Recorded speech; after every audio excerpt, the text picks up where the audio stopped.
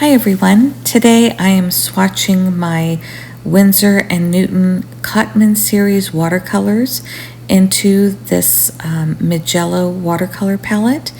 Though Cotman colors are a student grade, not the professional grade, they're more affordable for beginners. I'm putting them in this Mijello Martin watercolor 18 well palette. It is the color Fuschia. On Amazon it looks purple, but this color is true. It is actually Fuschia. So I'm starting with the Winsor and Newton Cotman Watercolors, and this one is the 12 set. The reason why I chose this particular set is two reasons. One, when we lived abroad in South America, this was the only brand of watercolors I could find living abroad. So I wanted to get familiar with these for if we ever decide to live in South America again. I'm already familiar with how to work with this particular brand. Also, this brand is known for being a little on the softer or paler side, which is very much the style I'm going for, with referencing back to Japanese colors and Japanese watercolor style. However, I did add a few other reds like this bright pink and the cadmium red to be able to have a few extra ways to mix my basic red, yellow, and blues. So I'm adding a lemon yellow in here. I'm also adding, I think cerulean blue was already in here, so I think I'm adding ultramarine and some, I think a Prussian blue, just to get a nice variety of being able to mix brighter fuchsia tones, like if I went with the magenta, yellow, and cyan mixture versus the true red, blue, and yellow. Now I'm setting aside the white and black because I actually have a white ink to use, and from what I'm seeing from a lot of watercolor artists, they're recommending we mix our own blacks instead of using a watercolor black, because those tend to be more flat. So to mix our own so it really matches the work more closely. So I also added a Payne's Gray and a burnt umber. So I wanted a dark brown so I didn't have to mix a new brown all the time. And then Payne's Gray seems to have a nice mixture lately of toning down some colors. So before anyone says anything, I know usually most people will put the watercolor at the very bottom of the wells, but I had watched a few videos that I thought were kind of intriguing here on YouTube, where the artist discussed putting the colors at the top of the well, because by gravity, water is going to go to the bottom of the well. So you're automatically going to get the pure color with water mixed at the bottom. But also if you contaminate a color such as the yellow, some of them were describing that they felt it was easier for them to clean up their color by having the dirty water on the bottom, and they were just able to soak it up and their color was able to stay more genuine. So I'm a beginner. This is the first time I'm trying this, so we'll see if this works. If not, as you can tell, I have plenty of watercolor left in my tubes, and I can always change this if I need to later. So I couldn't find my toothpicks, so I ended up using just a chopstick, and I'm pressing these colors in from one edge to the next to try to make sure that they seal into the wells so that they don't crack and break out too easily. But also I'm taking the bubbles that may have developed as I'm squeezing the tube, trying to press some of those bubbles out as well. I'm not too worried if these crack, only because I don't really plan to take this palette far away, but I did want to make sure to try to get them to not crack as much as possible. Here you'll see, especially my primaries, I'm adding a little bit more color since I know I'll be mixing. Now I'm going to take this lid off and use it as my template on this Canson watercolor paper. Again, this is just a beginner watercolor paper, but it is 300 GSM. And so I traced the lid, and now I'm going to mimic the wells in the same direction that I would see them if I flip the lid open. So different ones, prefer this in a different format. I like it to be the exact same format as what I'm seeing right in front of me. So you'll see when I put this in the lid that it matches exactly what's in front of me in the same order. So I just used a ruler to kind of divide out what those spaces look like, so that I can make sure to include all the colors. I think this is a 2B pencil from Faber-Castell, and 2B, or is this one a 2H? This one, I'm sorry, this is a 2H. So it's nice and light, and I only had to erase just a little bit, but I wasn't as worried about it as I would be in an actual watercolor painting. Here I just kind of measured and divided these out just by kind of holding the ruler up where the line is for the well, and then carrying that line straight through down to my template here. So you'll see me bump my ruler up against the top of that, or the bottom of that palette, so that I'm able to section out these wells. It's easier than counting the math of, I don't know, 3/4 of an inch or whatever this was going to end up being.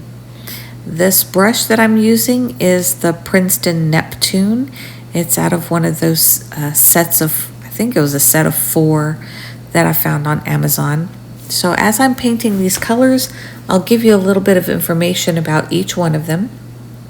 So this one here is the Permanent Rose. It is PV19, very good light fastness. This second one I'm painting is Cadmium Red Deep Hue.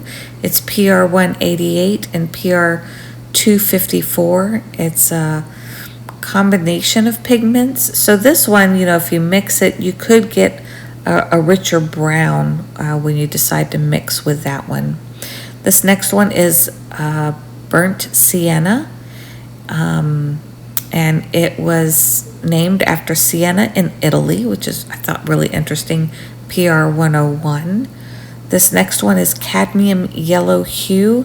It's a mid-range, it's a reddish yellow with aerolite yellow, part of the Hansa yellows from the 1900s, PY65, PY97. This green is sap green. I wanted something that would look really good with leaves and petals. This one's actually a combination of 3, PG36, PR101, and PY139. And it says it's a pigment made from unripe buckthorn berries. So I thought it was neat to kind of look into the origins and sources of the colors that are listed on the website. This next one is Cerulean Blue Hue. It has green undertones. It is PB15. It's described as being very opaque. So this makes a neat mix to get some purples out of it as well. The next color is Prussian Blue.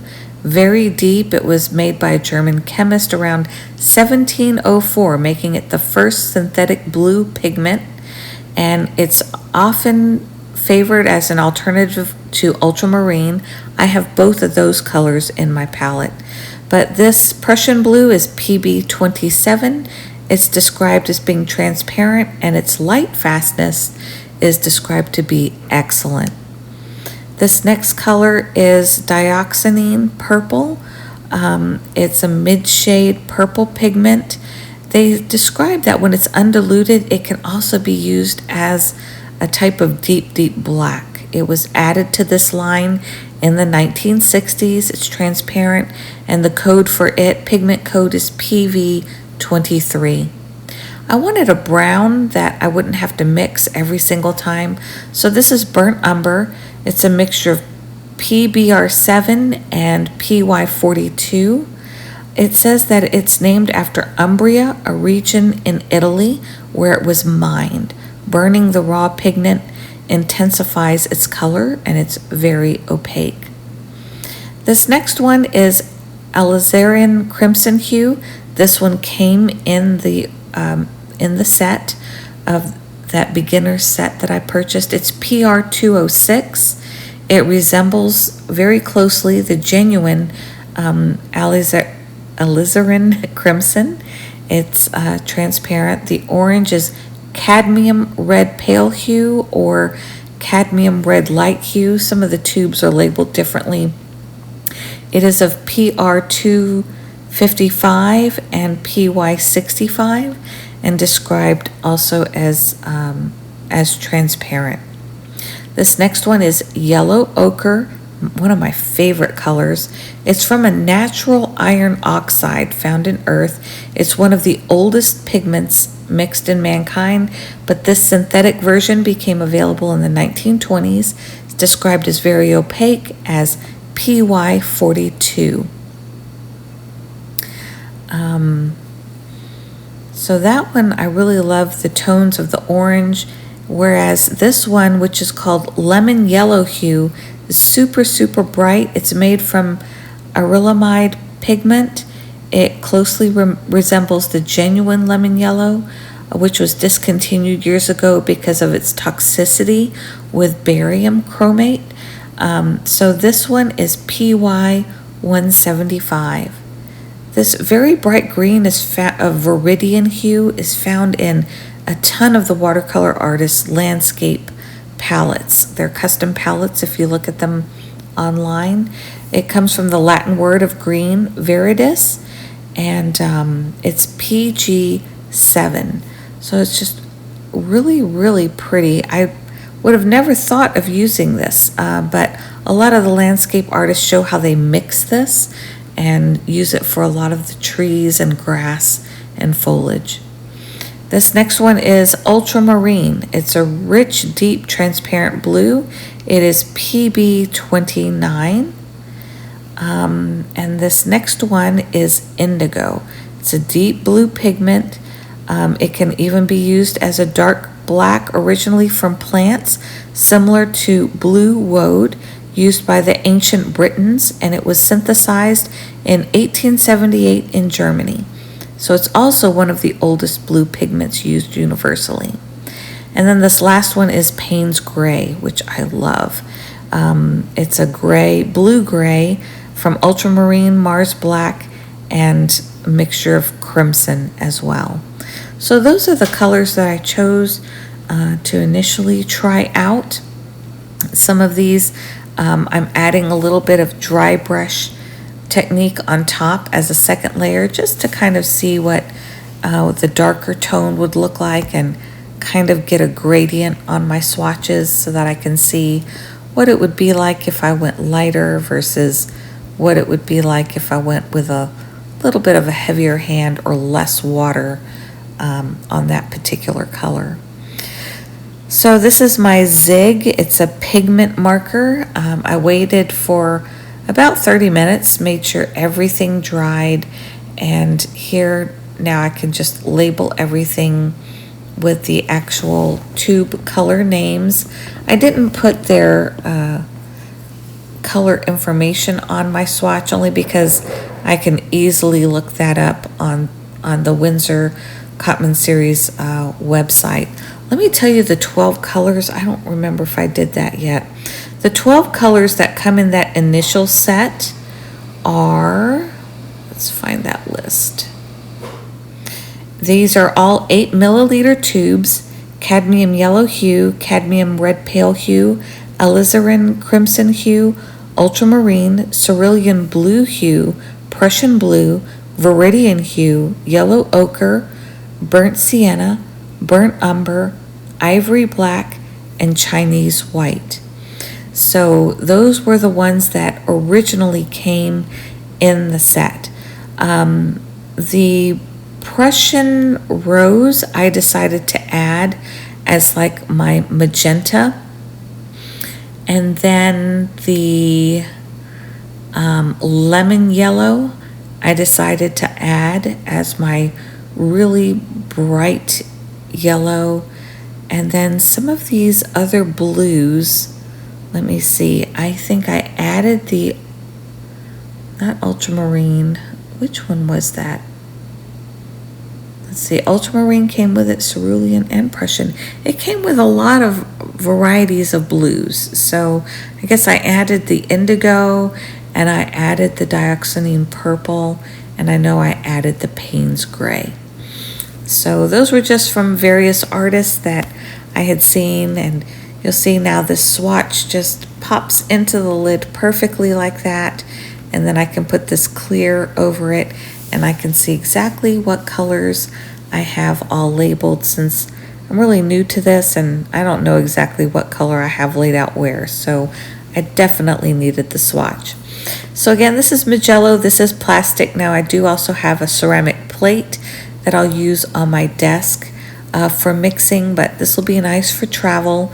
As you can see, I only used about a quarter of these tubes. The color on the website is described as fuchsia. Amazon, it looks like purple, but this is the true color. So if you enjoyed this video, please give it a thumbs up, and I look forward to using this palette on my upcoming videos, and I'll see you next time.